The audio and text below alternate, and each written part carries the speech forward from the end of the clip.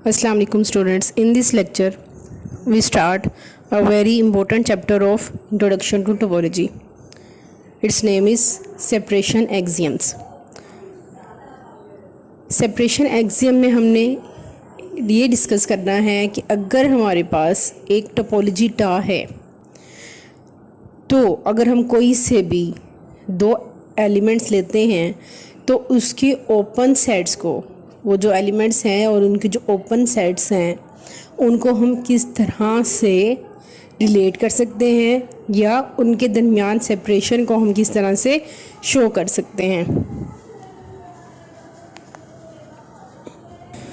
There are 7 separation axioms with 7 topological spaces. T0 spaces, T1 spaces, T2 spaces, T2 spaces also called Hausdorff space, regular spaces, T3 spaces, normal spaces and T4 spaces. Let's see the definition of T0 space. A topological space X star is said to be T0 space if for each pair xy belongs to X such that X is not equal to Y, there exists a open set Ux containing X such that Y is not belongs to Ux, or there exists a open set Vy containing Y such that X is not belongs to Vy. कोई भी topological space extra T naught space कब होगी कि अगर कोई भी हम pair उठाएं एक्स और वाई, हम किसे कहते हैं हमने एक पेयर उठाया है एक्स और वाई, तो एक open set you x axis करना चाहिए जिससे एक्स बिलोंग करता हो, वाई बिलोंग ना करता हो। इसी तरह कोई भी open set V Y axis करना चाहिए जिससे एक्स बिलोंग ना करता हो। अगर हमें ऐसे ओपन सेट्स यू एक्स या वी वाई मिल जाते हैं, इन दोनों में से कोई भी एक ओपन सेट, या तो यू एक्स मिल जाए या वी वाई मिल जाए। यू एक्स ऐसा ओपन सेट है जिससे वाई बिलोंग नहीं करता, वी वाई ऐसा ओपन सेट है जिससे एक्स बिलोंग नहीं करता। अगर हमें मिल जाते हैं तो हम कहेंगे कि हमारी जो टोपोलॉजिकल स्पेस है वो एक टी नोट स्पेस है। Remark, every T note property is a topological property. अब टोपोलॉजिकल प्रॉपर्टी क्या होती है कि अगर हमारे पास कोई टोपोलॉजिकल स्पेस है तो उसकी कोई भी होम्योमॉर्फिक आइसोमॉर्फिक जो स्पेस होगी वो भी ये प्रॉपर्टी को होल्ड करेगी। मतलब अगर एक्स्ट्रा एक टी नोट स्पेस है तो उसकी होम्योमॉर्फिक आइसोमॉर्फिक जो भी टोपोलॉजी होगी वो भी टी नोट स्पेस होगी। अब हमने इसको एक स्केच माइंड में देखते हैं कि कैसे ये होल्ड होती है। अगर मैं कहती हूँ मैंने एक फंक्शन डिफाइन किया है एफ एक्स से वाई में, एक्स एक टोपोलॉजिकल स्पेस है और एक वाई टोपोलॉजिकल स्पेस है, और वो जो फंक्शन है वो कॉन्टिन्यूस भी है, बाइजेक्टिव भी है, इन्वर्स इमेज भी इसका एक्सिस्ट करता है। तो अगर मैं एक ओपन सेट कहती हूँ यू एक्स है जिससे एक्स बिलोंग करता है और वाई बिलोंग नहीं करता, ठीक है, तो एफ ऑफ यू एक्स क्या होगा, एक ओपन सेट होगा वाई में, ठीक है। एफ ऑफ अगर यू एक्स ओपन सेट है एक्स में तो F of U x open set होगा वाई में, और यू एक्स से वाई बिलोंग नहीं करता, ठीक है, तो एफ ऑफ वाई भी बिलोंग नहीं करेगा एफ ऑफ यू एक्स से। तो हमारे पास एक पेयर यू एक्स था एक्स के अंदर जिससे एक्स बिलोंग करता था और वाई बिलोंग नहीं करता था। इसी तरह हमें एक open set F of U X मिल गया वाई के अंदर जिससे एक element F of Y belong नहीं करता और एफ ऑफ एक्स बिलोंग करता है। तो हम कह सकते हैं कि एक्स अगर टी नोट स्पेस है तो वाई भी एक टी नोट स्पेस है। Let us discuss some examples of T naught spaces. Example number 1, every discrete space is T naught space. अच्छा, अब हमें पता है डिस्क्रीट स्पेस क्या होती है, जिसकी टोपोलॉजी किसके इक्वल होती है, पावर सेट ऑफ एक्स के। अगर हम कोई भी पेयर उठाएं तो हमारे पास उसके लिए एक सिंगलटन तो ज़रूर मिल जाता है। मतलब मैं एक पेयर ए भी उठाती हूँ तो ए के लिए मुझे एक ओपन सेट मिल जाएगा जो कि इक्वल होगा सिंगलटन ए के, जिसे ए बिलोंग करेगा बी बिलोंग नहीं करेगा, क्योंकि हमें पता है कि every subset of x is open in discrete space. तो हर पेयर के लिए हमारे पास सिंगलटन एग्जिस्ट करते हैं, ठीक है।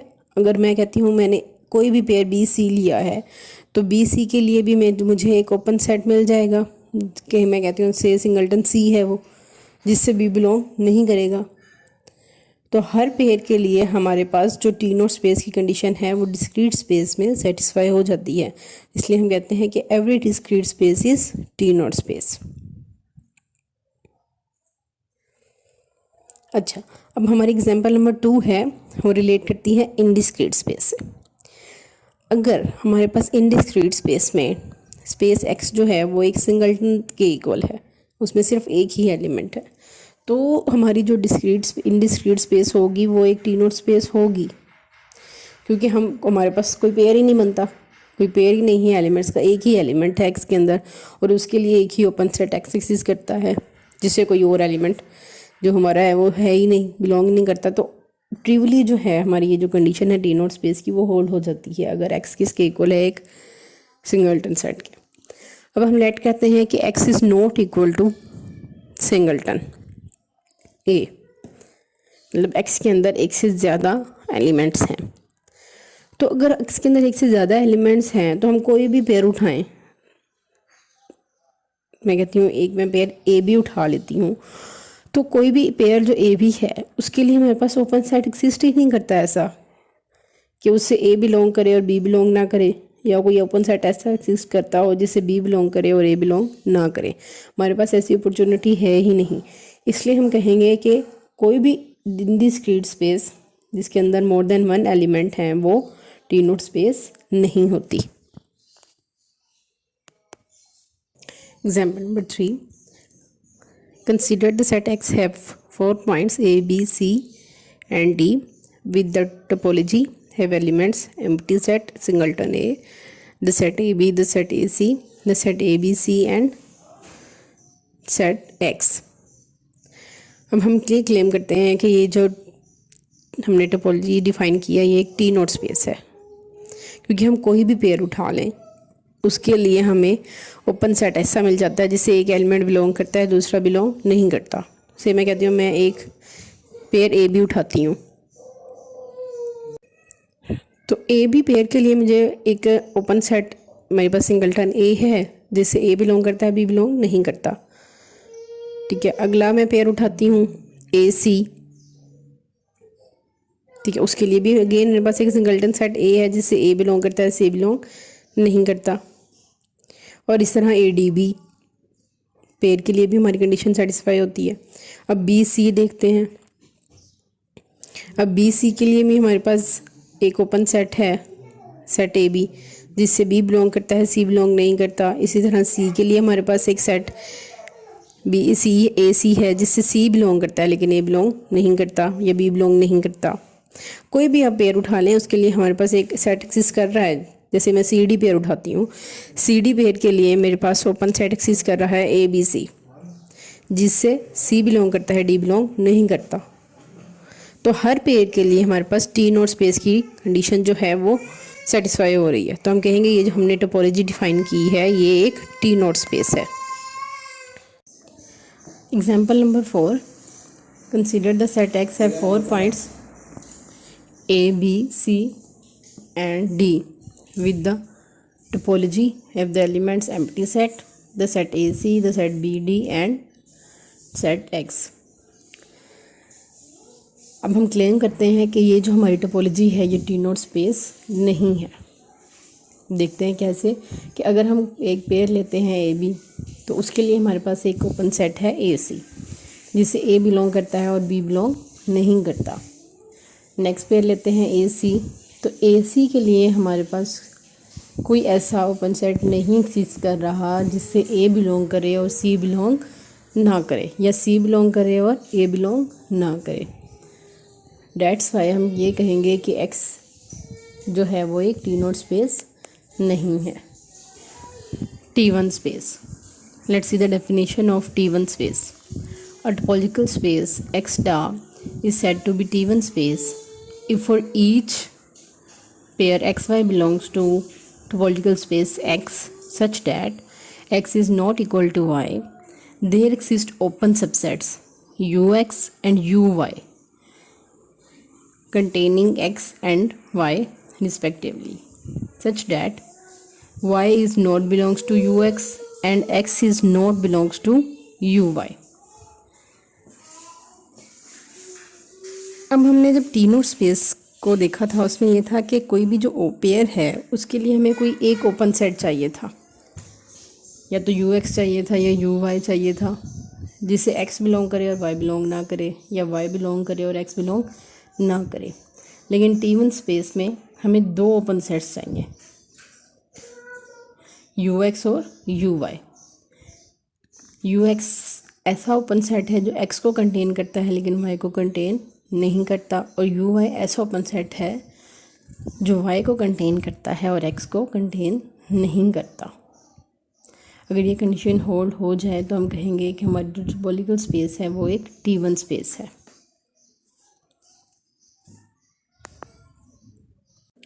For explanation, let we have two open subsets u and y of topological space X.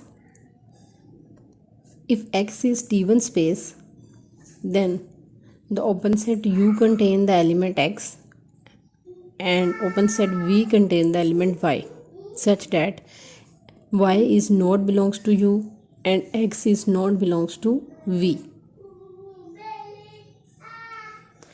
अगर हमारे पास X जो टोपोलॉजिकल स्पेस X है वो T1 स्पेस है तो हमारे पास कोई भी दो ओपन सेट एक्सिस्ट करेंगे U और Y, ऐसे ओपन सेट जिनसे X बिलोंग करता है U से और Y बिलोंग करता है V से। और इन दोनों जो ओपन सेट हमने लिए हैं इनका आपस में इंटरसेक्शन एम्प्टी भी हो सकता है और नॉन एम्प्टी हो सकता है, इसके ऊपर कोई कंडीशन नहीं है।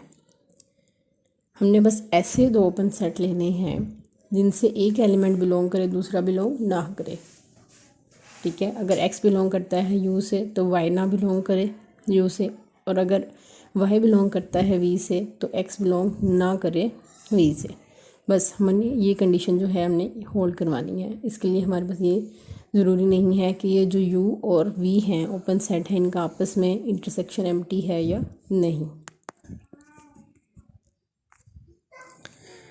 Remarks. T1 property is a topological property and every discrete space is a T1 space. अगर हमारे पास कोई भी टोपोलॉजिकल स्पेस T1 है तो T1 प्रॉपर्टी जो है एक उसके लिए एक टोपोलॉजिकल प्रॉपर्टी होगी। कोई भी स्पेस जिसके वो होम्योमॉर्फिक और आइसोमॉर्फिक है वो भी T1 स्पेस होगी, और कोई भी डिस्क्रीट स्पेस है वो भी एक T1 स्पेस होगी।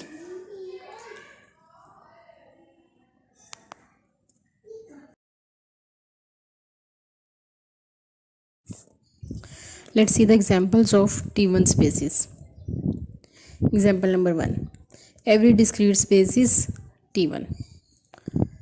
अब हर डिस्क्रीट स्पेस T1 क्यों है? क्योंकि हम कोई भी पेयर उठाते हैं डिस्क्रीट स्पेस में से तो उसके लिए हमारे पास सिंगलटन एक्सिस्ट करते हैं।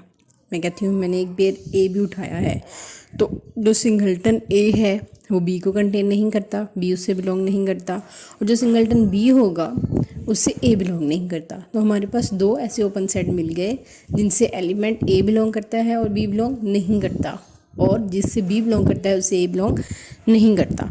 तो हर पेयर के लिए हर जो भी हम दो एलिमेंट्स उठाते हैं उसके लिए हमारे पास अगर ऐसे दो ओपन सेट मिल जाते हैं जो T1 की कंडीशन को सेटिस्फाई करते हैं तो हम कह सकते हैं कि हर डिस्क्रीट स्पेस जो है वो एक T1 स्पेस है। Example number 2. Every metric space is T1. अब हमारे पास मेट्रिक स्पेस में क्या होता है कि हम कोई से भी दो पेयर लेते हैं X और Y, X not equal to Y, X distinct है Y से, तो distance between X and Y तो हो गया ग्रेटर देन 0। हम कहते हैं कि distance between X and Y equal है R के।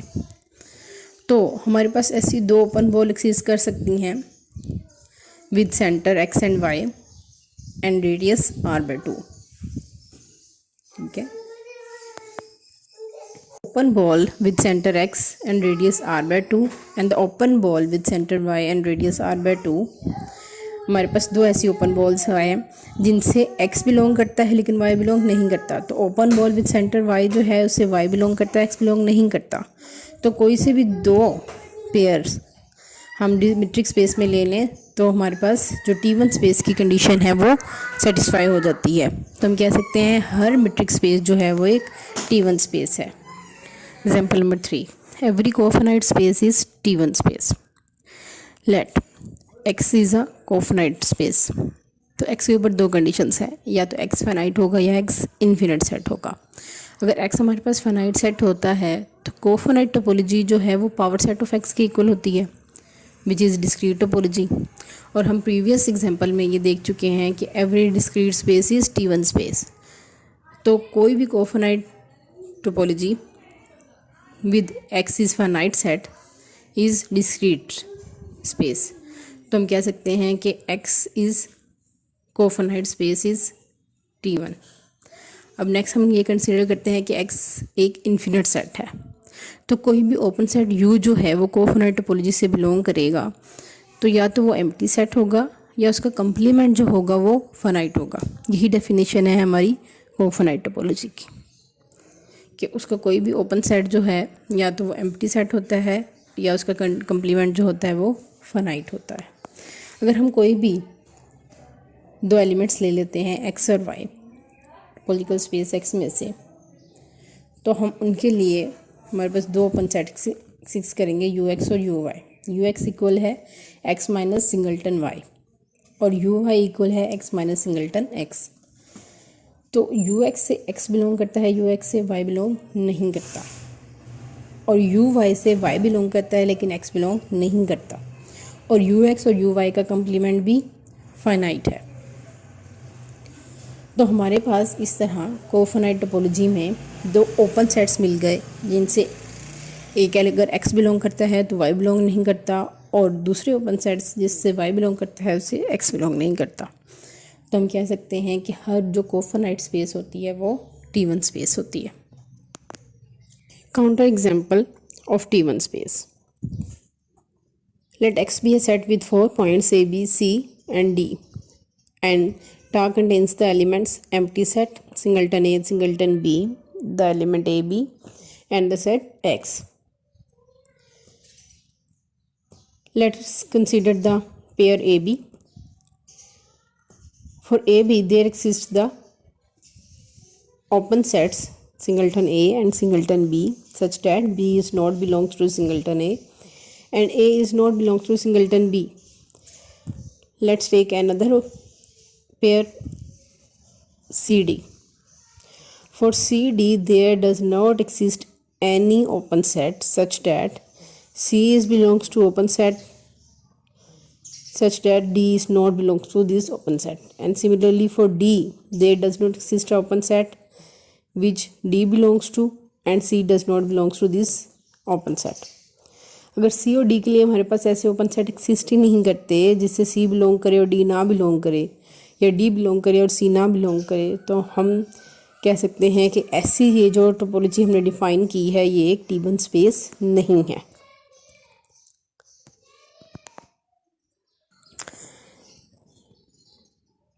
T naught does not implies T1, but T1 implies T naught. So T1 is much stronger property than T naught property, because every T1 space is T naught, but every T naught space is not T1. T1 जो है वो T naught को apply करती है, मतलब हर जो T1 space है वो T naught है, लेकिन हर T naught स्पेस जो है वो T1 नहीं है।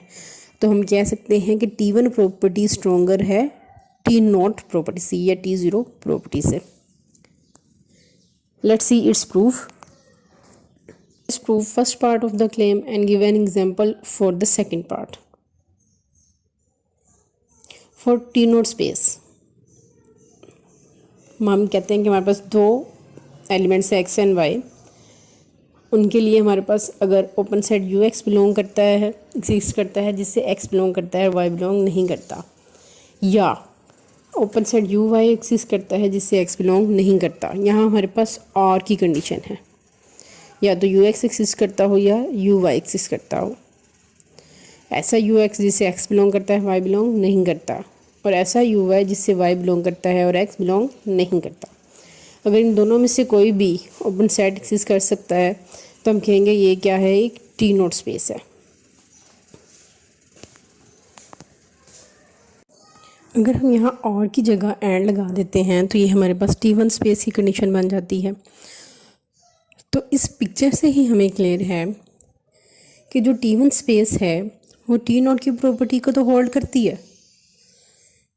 ठीक है, उसके T1 में हमारे पास दो ऐसे ओपन सेट हो जाते हैं जिनसे x बिलोंग करता है और y बिलोंग नहीं करता, और दूसरे ओपन सेट से y बिलोंग करता है और x बिलोंग नहीं करता। तो जो T1 स्पेस है वो इम्प्लाई कर देती है टी नोट स्पेस को, मतलब T1 प्रॉपर्टी जो है वो टी नोट प्रॉपर्टी को इम्प्लाई करती है। बट टी नोट प्रॉपर्टी जो है वो T1 को इम्प्लाई नहीं करती क्योंकि वो R के साथ है। मतलब हमारे पास दो ऐसे ओपन सेट होने की जो कंडीशन है वो सेटिस्फाई नहीं होती। हमारे पास सिर्फ एक ओपन सेट ऐसा देती है टी नोट स्पेस जिसे एक पॉइंट बिलोंग करता है, दूसरा बिलोंग नहीं करता। तो T note does not imply T1। Let's see the example in which we show T naught property does not imply T1 property. Consider the set of real numbers R with the topology tau generated by the set which have the open intervals of the type A infinity, where A belongs to set of real numbers. अब अगर हमारे पास जो R है उसके अंदर जो टा है वो इस टाइप के इंटरवल से बनता है, मतलब उसमें इंटरवल्स होंगे ए इन्फिनिटी की टाइप के या इनकी यूनियन की फॉर्म से जो बनेंगे वो होंगे। और हमें अगर हम ले लेते हैं कोई भी दो elements A B, two distinct elements ले लिए मैंने, ए और बी बिलोंग करते हैं आर से, ए ग्रेटर है बी से, और हम कहते हैं कि हमारे पास एक ओपन सेट है यू ए, वो open set U A equal है सी इन्फिनिटी के, और जो C है वो A और B के दरमियान में लाई करता है, मतलब C is greater than B but less than A। तो A जो है वो ओपन सेट UA से तो बिलोंग करेगा, which show in this real line. Real line पे भी मैंने इसको ड्रॉ करके दिखाया है कि जो ओपन सेट UA होगा वो A को तो कंटेन करेगा बट B को नहीं करेगा, मतलब B not belongs to the open interval C infinity. ठीक है, अब हमारे पास एक जो टी नोट प्रॉपर्टी हमें चाहिए थी वो तो होल्ड हो गई। उसमें हमें क्या यही चाहिए होता है कि कोई हमें ओपन सेट मिल जाए जिससे एक एलिमेंट बिलोंग करे और दूसरा ना बिलोंग करे। अब हमने देखना है कि दूसरा हमें कोई ऐसा ओपन सेट मिलता है एलिमेंट बी बिलोंग करे और ए बिलोंग ना करे। हमारे पास इंटरवल्स ही इस टाइप के हैं, ए इन्फिनिटी के टाइप के, तो हमें ऐसा कोई भी इंटरवल नहीं मिलेगा। अगर हम देखते हैं कि हमने राइट साइड से लेके आना है, राइट साइड से अगर हम कोई भी इंटरवल उठाएं जिसने बी को कंटेन किया हुआ और ए को ना कंटेन करे तो ऐसा पॉसिबल ही नहीं है, क्योंकि हमने टास्क जनरेट ही ऐसे टाइप ऑफ इंटरवल से किए हैं। ठीक है, क्योंकि बी जो है वो लेस है ए से, तो कोई भी ओपन इंटरवल जो बी को कंटेन करेगा वो ऑटोमेटिकली ए को भी कंटेन करेगा। सो बी के लिए हमारे पास कोई ऐसा ओपन इंटरवल है ही नहीं, या ऐसा कोई ओपन सेट है ही नहीं जिससे ए बिलोंग ना करता हो। बी तो बिलोंग करेगा लेकिन ए बिलोंग नहीं करेगा, ऐसा पॉसिबल ही नहीं है। क्योंकि हम कोई भी ओपन इंटरवल उठा लें, राइट साइड से हम कोई भी ओपन इंटरवल उठाते हैं जिसमें बी बिलोंग करता है तो उससे ए भी बिलोंग करेगा।